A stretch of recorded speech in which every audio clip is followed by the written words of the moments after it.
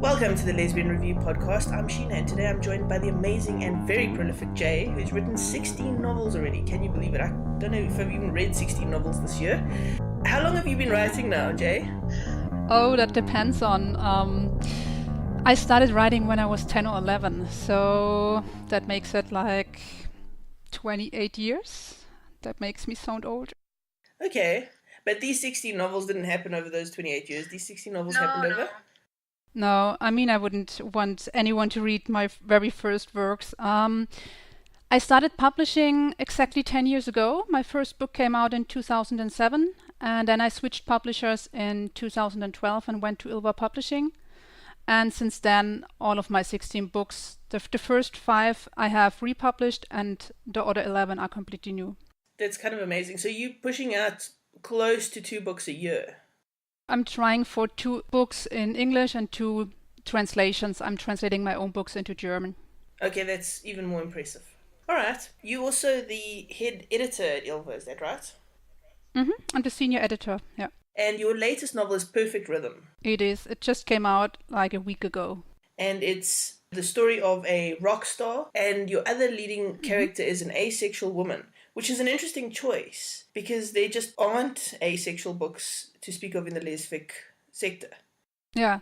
In the meantime, there are a few, but when I first started research, I couldn't even find one romance novel with a female main character who identifies as asexual, not even one. And that's part of the reason why I set out to write a novel with an asexual main character, because I think everyone needs to find themselves represented in the fiction they read. I agree with that. Have you gotten some pushback from asexuals, particularly saying, what do you actually understand about what we're about? No, quite the opposite. I've had a lot of emails and also reviews of asexual readers who were so enthusiastic about the book and so grateful to finally have a book. And I have a great review on Amazon from someone who says they could really relate to the main character, because I also made sure that I did a lot of research beforehand and I talked to a lot of asexual people. A good friend of mine is asexual, so I talked a lot with her about her experience and what it means to her to be asexual. And I also had sensitivity readers who identify as asexual to make sure I didn't misrepresent them. So I think Holly is really authentic as an asexual woman. I'm so glad to hear that. And I agree. I think we should find representation for whoever we are. Okay, so if somebody had to pick up a book from you, what would you suggest that they start with? It depends on what they like. I write across all subgenres of lesbian romance. So, for example, if they prefer historical romance, I would say a reader favorite is Backwards to Oregon, which is set in 1851. If they like paranormal romance, I would say go with Second Nature, which is the first in my Shapeshifter romance series. If they like contemporary romance, well, you could of course read A Perfect Rhythm, which is my newest book. If you like it a little more steamy, you could go with a book like Just Physical. Yeah, I mean, I have a lot to pick from. I have 16 books out by now, so go to my website, take a look, and then start reading. Yes, because your website's actually nicely organized in terms of what kind of books you've written and that sort of thing. So yes, that's actually great advice. Okay, so when I contacted you, you wanted to do slow burn romances. So do you want to tell us what classifies as a slow burn romance? Yeah, I think it can be classified by what it's not. It's not a book in which the characters fall in love when they first meet. It's also a book in which they don't jump into bed in chapter 2. Instead, the author really takes her time developing the connection between the characters slowly. So in the end, when that first kiss or the first love scene happens, the payoff is even more sweeter.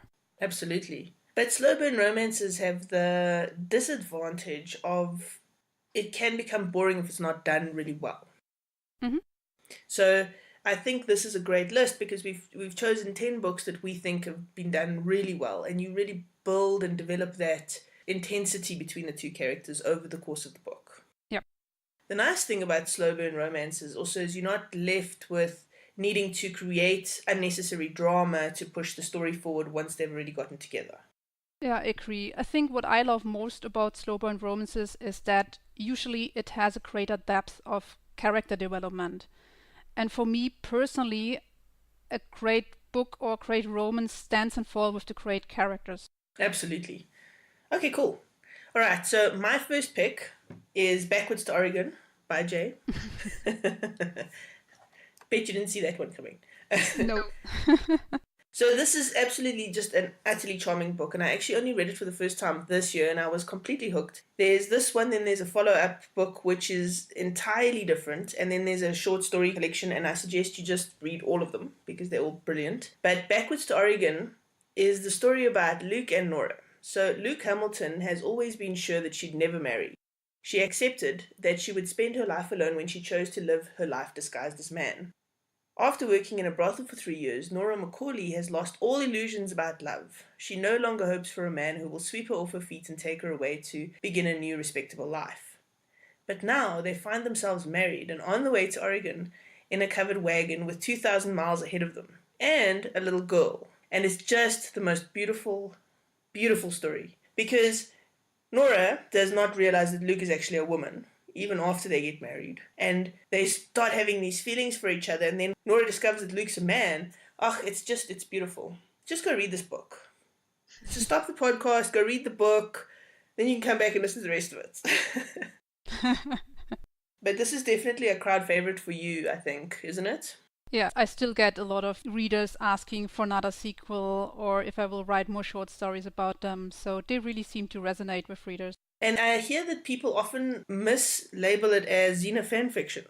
I don't know why. It's just because I haven't even watched Xena at that point when I wrote that story. So it's definitely nothing to do with them. But coincidentally, one character is tall and dark haired and the other one is blonde. So Blonde and feisty. And I think that that's just such a typical Xena fanfic kind of space, yeah. Okay, so what's your first one?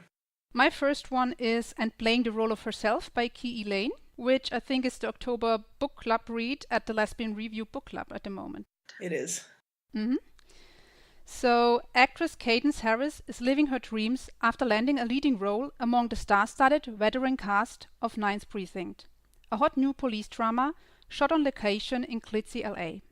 Her sometimes co-star, Robin Ward, is magnetic, glamorous, and devastatingly beautiful, the quintessential A-list celebrity on the fast track to superstardom.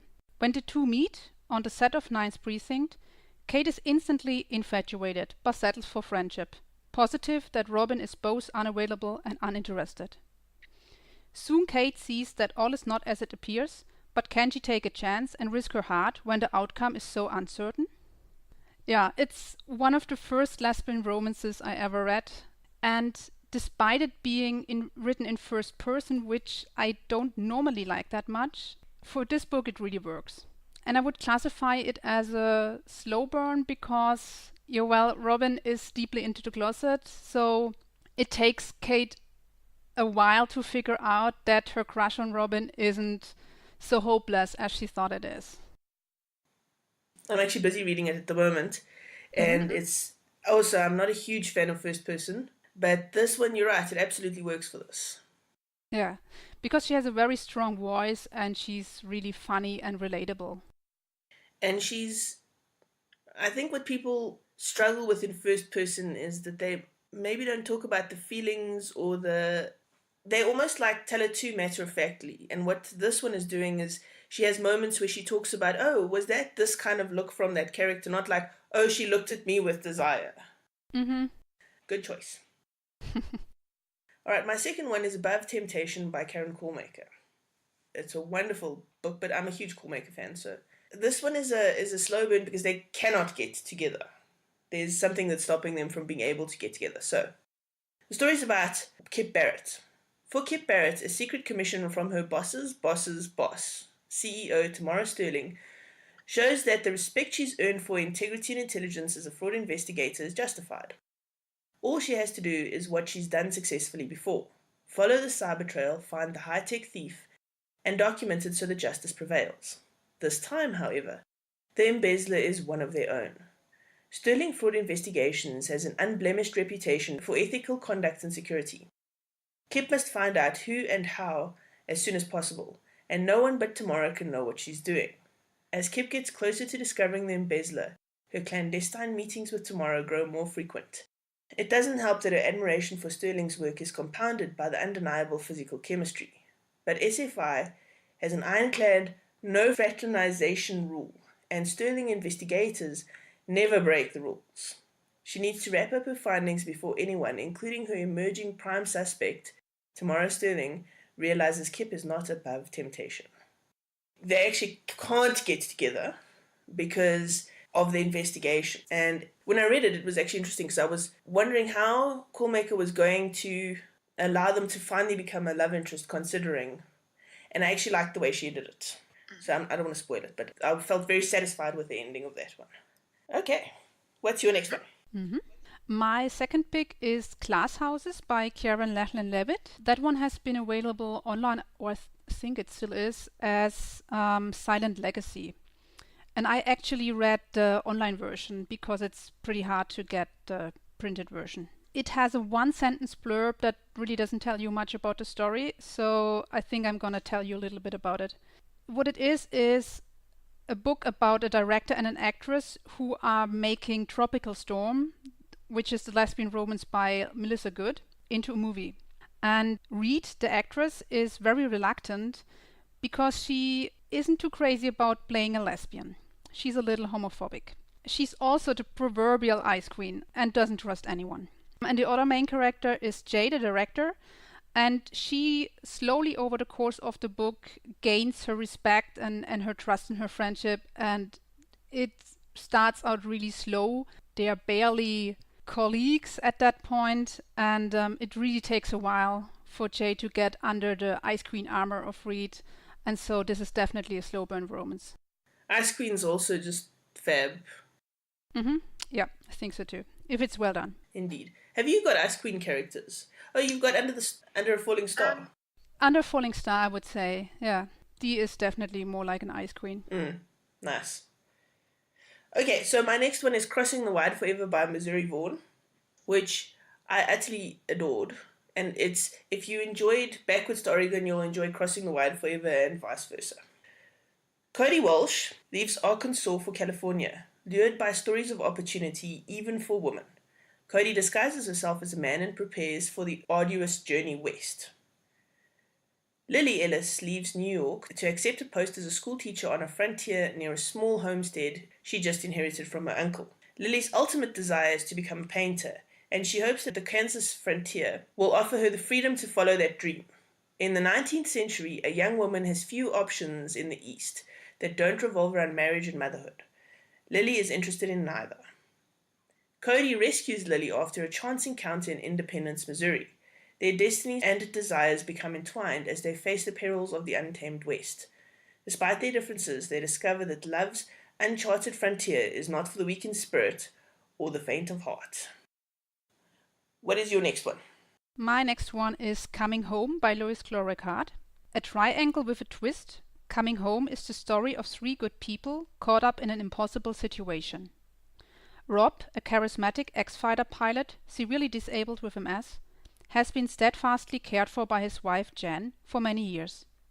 Quite by accident, one day, Terry, a young writer/postal carrier, enters their lives and turns it upside down. Injecting joy and turbulence into their quiet existence, Terry draws Rob and Jan into her lively cycle of friends and family until the growing attachment between the two women begins to strain the bonds of love and loyalty to Rob and to each other. This one might sound a little like it's a book about cheating, which I wouldn't like, but it's really not. It's beautifully done, and I loved the book since I first read it. And it's a slow burn because Jan starts out as a character who is very introverted and a little bit shy, and she doesn't have much friends and contacts outside of her home anymore because she's taking care of her husband. And the friendship between her and Terry is developed very slowly. They connect over their shared love of books. By the end, you're really rooting for them. I would urge readers to really give it a chance because it sounds like it's different than it actually is. It's very beautifully done. Okay, cool. Alright, my next one is Pelican Landing by Jerry Hill. The high-powered high life loses all its allure in the face of family tragedy.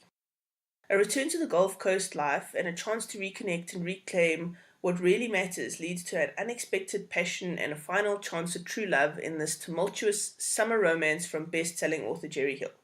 Okay, so this doesn't really tell you much, but basically the main character comes home to take over the shop that her brother was running after his death, to discover that she falls for one of the employees at the store. But it's very slow burn. It takes forever for them to get together, and there's a little bit of sort of sparks between them in the beginning. They don't quite like each other, but very soon they discover that actually, they've got more in common than they think, and it actually is just a super lovely Jerry Hill romance. All right, so what are we on now? Number 4. Now it's number 4, yeah. My number 4 is Jericho by Anne McMahon.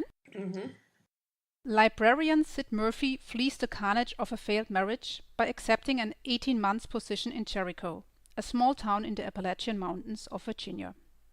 Her plans to hide out and heal her wounds fall by the wayside as she gets drawn into the daily lives of the quirky locals.